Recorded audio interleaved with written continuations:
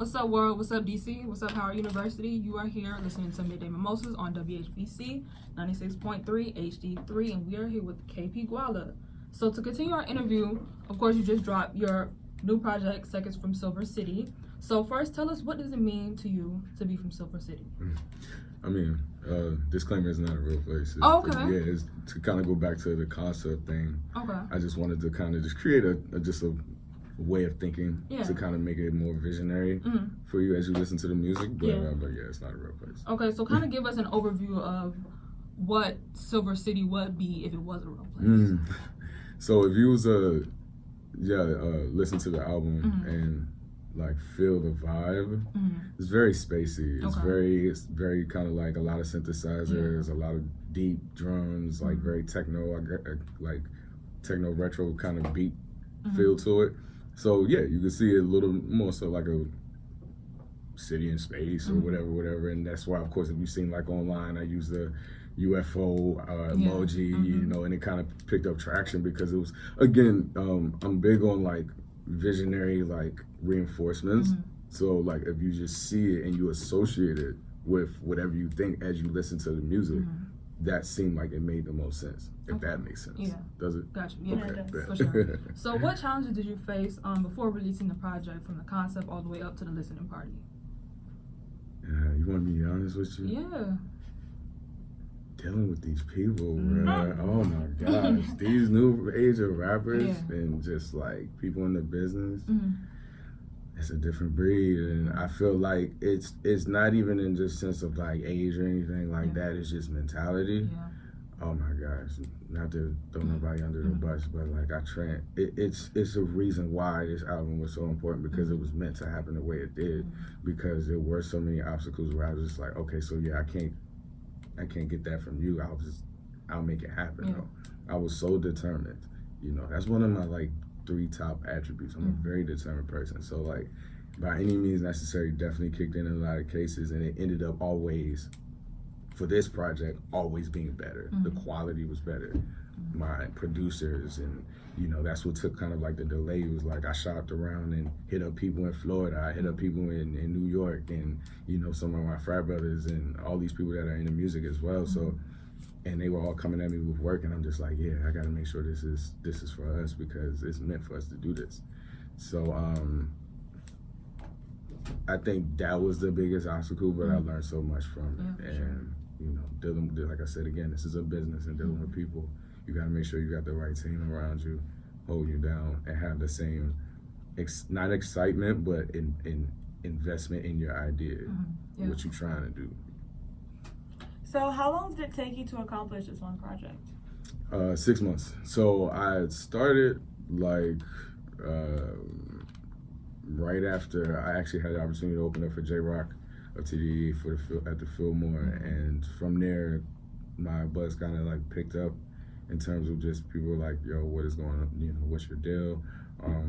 I sell barbecue sauce, so I just like introduced my new barbecue sauce at the time. So like that took off. So when that happened, which was in September, that's when I was like, okay, you know, people with all these eyes on me, I might as well give them something to, you know, listen to, because it had been almost a year since I released a full project. So, you know, it was ideally supposed to be at the end of the year, but I'm good to be amongst the ones that break out the year of 2019. I just hope that people keep me in mind when they say best album of the year. Right, for sure. So what was the process like selecting the songs? How many records did you have recorded? How easy or how difficult was it to cut off some tracks to not make the project? Again, difficult, because again, this is the first time I'm pulling from a concept, and like I said, trying to flow with the sound of it being, you know, simple beats but futuristic sound, and so I condensed from about 19 to 20 full songs, and we ended up with 11. Again, I don't write anything down, so like again, it was like it's a lot of pressure on just in terms of me and my interpretation before I present it out, and so, you know, that 19 got condensed down when I did use a third person's perspective, and was like, all right, to my homie, you know, shout outs to Sky and the rest of the team. We sat down and we dissected the songs, the hook, the flow, the cadence, how we associate to the song before it, what will come after it. And it kind of broke my heart. A lot of my babies got lost in the trenches, but they coming on another album. So we was just like, we just wanted to make sense with this one. Most of my other albums were more like a resume, so it was very like, I just wanted to show you all my different styles, but this one was supposed to flow and make sense, so it was a little tougher. Yeah. So what record that actually made this album meant the most to you? A lot of people ask me this, and this ends up still being like, consciously, I would say let that sink in. Why? I mean, the idea of how it was made, the sound, the flow, that sound is the trend, if you notice, like in terms of just lyricism. I love it, despite all the high energy and the bouncing around. I will give you bars. And I definitely challenge myself to kind of just like use that as a shock factor with that song. You heard it. You That's my favorite one. Okay, so you know, it ends up being the people's choice, and then it's so crazy, just like how I told you, like bouncing around with people. I ended up linking up with my man Hitman Hunter. Shout outs to him and 84 Faces, that whole team. Make a long story short, met him at the gym, and we ended up just being a producer. I mean, him being a producer, I was like, yo, let me record with you. I like his sound. You got an ear. He out there in the boonies. I'm talking about like past Odenton. I live like out in Virginia, so I'm like, ugh. But just to get that sound that I needed, I ended up going to him for this song. And my man's who did the song with me, shout out to Zeus, the idea of how we did this feature together, we literally recorded it, our verses, 17 minutes flat. We counted it because he was running late, and I was like, we have to record this today. And we got it done. And the engineer was just like, he's never seen anything like that. So for it to come out to be a gem that's cool. Yeah, for sure. So what is it that you want people to get from Seconds from Silver City, whether that's just from the project, the lyrics you put in, or just about KP Gwala in general?